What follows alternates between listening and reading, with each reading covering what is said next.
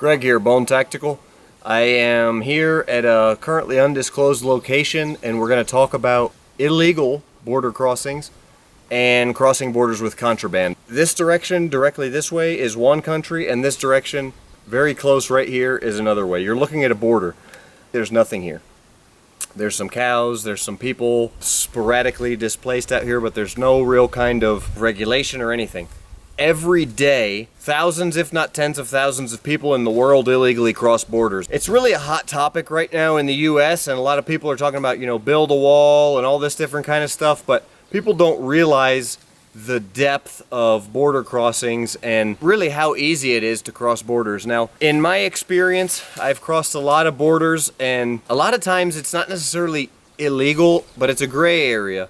A lot of times I'm in or out of a country and I have some things that I have special permission for, but the only difference between my special permission and somebody else who's not allowed to have it is a random government official signed a document giving me rights. Really, there's not a whole lot different, and often if you do encounter somebody in an area like this, it's likely that you'll encounter some military. They're going to be, if they're police, they're probably going to be rogue. If they're military, it's a roving patrol. And regardless of what papers you have, it's going to be just as dangerous for you to encounter somebody in a situation like that. Really, it could be deadly. A firefight is highly likely to break out, anything like that. Or there's someone else transporting something illegal that's even the same thing. Very dangerous situation. For example, this road that I'm sitting on used to be used and, possibly still is used for smuggling contraband. Anything from items that don't pay taxes to all the way up to, drugs. 80% of the cocaine in the United States goes through this area that I'm sitting in right now. So very dangerous area, but I'm gonna give you guys a little bit of a brief insight on crossing borders with contraband. I'm gonna give you the extreme example of what you're looking at, and then I'm gonna talk a little bit more about how it applies to you, okay? Let me put it in terms of how it would apply to somebody in the US. Let me say, for example, you go to Colorado, you're the type of person that likes to smoke marijuana, and you buy some legally in a dispensary, but you're not from Colorado. You wanna go across the border to another state, you wanna bring it home, it's for medicinal purposes, whatever you want to say, PTSD, all those things, that's fine. I don't have a problem with that. I'm neither here nor there on the subject, but it's immediately illegal as soon as you decide to leave the state of Colorado if you were to do something like that. So I'll talk to you guys a little bit. I don't think that's necessarily a negative thing, so I'll give you guys some hints and tips and tricks. Been on both sides of this one here. I've actually had to get out of countries and do illegal border crossings to save my life before, so I got a little bit of experience there, and I'll share what I know with you guys, okay? So first of all, things to look for at border crossings. There's, in any kind of a situation where there's anybody regulating border crossings, whether they're the good guys or the bad guys, they're looking for certain hot topic items. For example, if you're in a vehicle in the US and you're transporting something, they're going to look for big rims, flashy rims, fancy cars, guys with gold teeth, or hip-hop music and dark tinted windows, all of the, the stereotypical things. If you're at a border, it varies country to country what the stereotypical things are there, but don't be that stereotypical person, first of all. Second of all, realize the different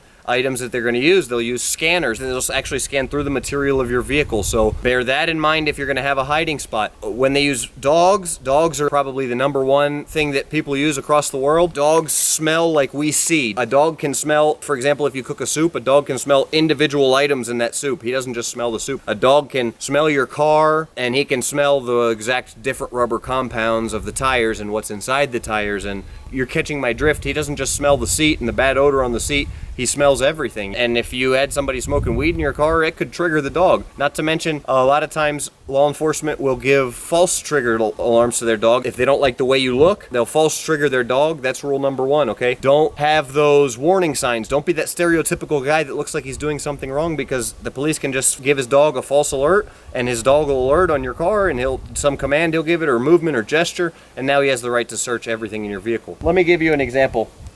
This is a WD-40 container. It looks just like a regular WD-40 container, but if you screw off the bottom of it there, well, I'll get that later. There's a container in the bottom, and you can use it to store stuff. That's a great idea, but dog can still smell that.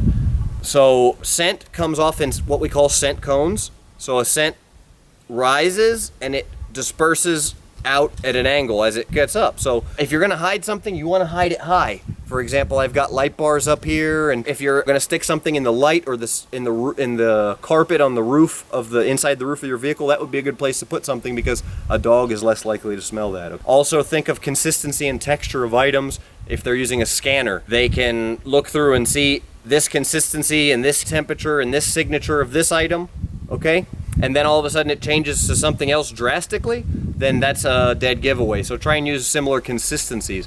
Something they look for example, when helicopters are using FLIR imaging over fields searching for marijuana, they'll look at the heat signature of the plants, okay? If you're gonna be growing some kind of marijuana or something like that, grow it in something else in the nightshade family, something else similar like tomatoes, for example. Yeah, you could still see it in the tomatoes, but if you keep them small, keep them trimmed, grow in heavy cover, then anything in the nightshade family is going to have the same heat signature for a helicopter FLIR imaging, okay? Just little things like that. Do your research, you know? Don't get yourself in a bad situation. I'll get back here to where I'm at right now, all right? For example, I've got to be prepared out here. This is wild, wild west. I don't know what I'm going to encounter. Everything's a gray area here, but I just felt like I would share a little bit of the extreme perspective for you, and then a little bit of what you could do on your own. These are just some, you know, really brief discussional items. Please ask me some questions, comment, tell me what you think, get involved. I'm here trying to do this stuff for you guys. I want to share my knowledge. I want to spread good things and initiate conversations. I want to help you guys not go to jail for something stupid like some weed or something like that. Actually, don't even personally smoke, but I'm a huge proponent in personal freedom. Even chime in on that. Tell me why you think marijuana should be legal or illegal. I think everybody should have the right to do just about anything they want to. I think laws are really a very serious thing when you impose a law. If it's not hurting someone, I think people should be allowed to do it. I'm also here in a war zone that's been created directly. It's a war zone because of the war on drugs. It's a war zone because drugs are illegal, and if drugs were legal, 90% of the violence here wouldn't exist. So once you get outside of your box, and that's what I'm trying to do for you guys, you get to see a little bit more outside the United States and outside of your way of thinking and outside of what you're told. So do that, branch out, open your mind, and like I said, initiate some discussions here. Let's talk, comment below, like, share, subscribe, tell me what you think. Thank you. Bone out.